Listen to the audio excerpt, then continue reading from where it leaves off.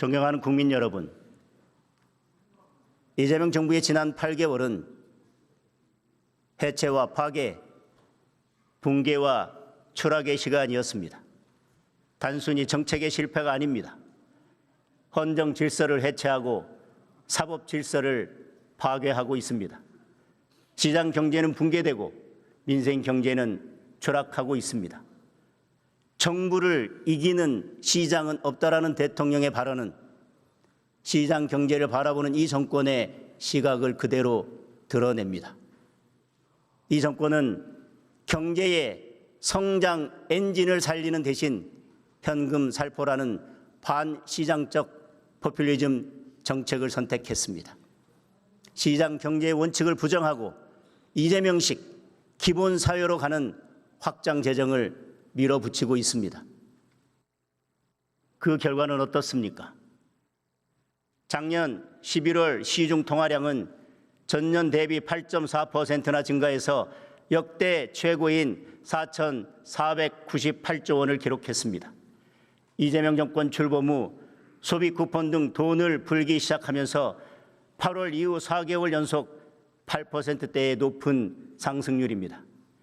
GDP 대비 통화량 비율은 150%를 넘어서 70%대를 기록하는 미국에 비해 돈이 2배 이상 더 풀렸습니다. 과도하게 풀린 돈은 고환율, 고물가를 불러왔습니다. 환율은 1,500원대에 육박하고 있고 우리 원화의 가치는 급격히 떨어지고 있습니다.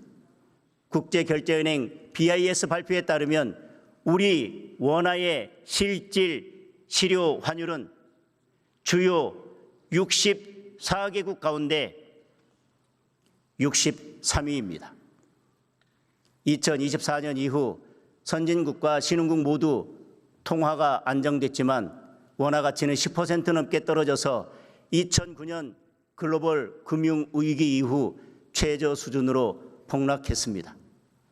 환율 폭등으로 수입 물가는 6개월 연속 상승하고 있고 중소기업들은 원가 상승에 직격탄을 맞고 있습니다. 물가는 천정부지입니다. 쌀값은 전년 대비 18.9%나 올랐습니다.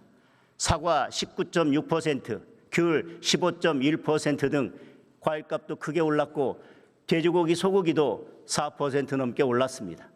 경유 10.8%, 휘발유 5.7% 등 기름값도 크게 올랐습니다. 삼겹살, 김밥, 쌀국수 같은 서민 외식 물가도 5%대의 높은 인상률을 기록했습니다. 과도하게 풀린 돈에 무모한 부동산 정책이 더해지면서 주거 비용도 치솟고 있습니다. 지난달 서울 아파트 평균 매매 가격은 1년 전보다 무려 19.3%나 오른 15억 2,162만 원을 기록했습니다. 평균 전세 가격도 6억 6,948만 원으로 1년 전보다 5.8%나 뛰었습니다.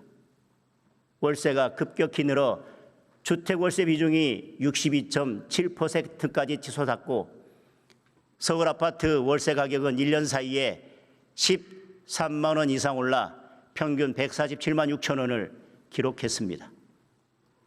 집을 팔기도 어렵고 사기는 더 어렵고 전세는 사라지고 월세는 폭등하는 3중 4중의 부동산 대란이 벌어지고 있습니다. 그런데도 이재명 대통령은 틈만 나면 추경을 거론하며 돈을 더 풀 궁리만 하고 있습니다. 뿌릴 돈이 부족하니 이제 설탕세까지 걷겠다고 합니다. 소금세, 김치세까지 나오지 않을까 걱정입니다. 이미 우리는 과도한 돈 풀기의 역습을 경험하고 있습니다. 소비 쿠폰에 잠시 좋았던 국민은 폭등한 물가로 몇 배의 혹독한 고통을 겪고 있습니다. 통화량 증가로 인한 고환율과 원화 가치 하락은 우리 경제의 기초 체력을 약화시키고 있습니다. 만약 이재명 대통령이 지방선거를 앞두고 또다시 매표용 돈 풀기에 나선다면 우리 경제는 회복이 어려운 치명상을 입을 수도 있습니다. 지금 정부가 해야 할 일은 현금 살포가 아니라 물가, 환율, 부동산 같은 기본부터 챙기고 서둘러 산업구조 혁신에 나서는 것입니다.